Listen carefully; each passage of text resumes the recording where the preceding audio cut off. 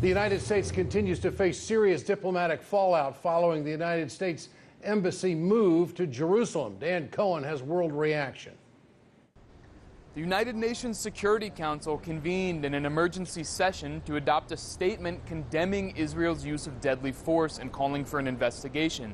The U.S. blocked the resolution, the third time it has done so since Gaza's Great March of Return began in late March. U.S. Ambassador to the United Nations Nikki Haley deemed Israel's use of deadly force against what, by all accounts, are unarmed demonstrators a display of restraint.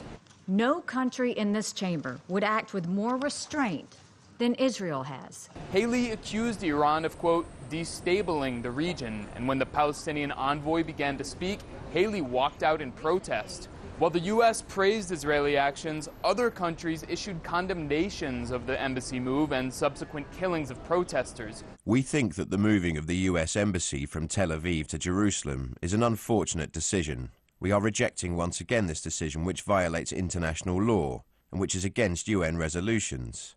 With its latest step, the US has chosen to be a part of the problem, not a solution, and has lost its mediator role in the Middle East peace process. We don't agree with the decision of the US to move their embassy.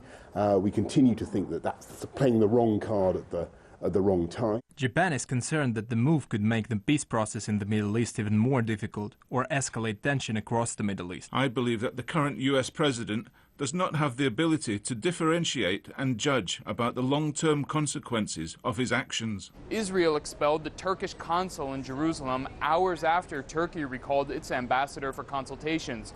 South Africa recalled its ambassador, saying, quote, the South Africa government condemns in the strongest terms possible the latest act of violent aggression carried out by Israeli armed forces along the Gaza border.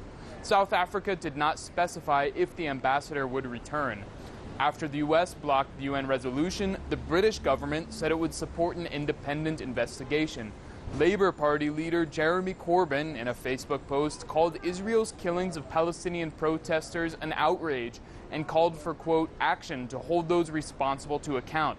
Corbyn added, quote, we cannot turn a blind eye to such wanton disregard for international law. That is why Labour is committed to reviewing UK arms sales to Israel while these violations continue. In Ireland, pressure is mounting on the government to expel the Israeli ambassador.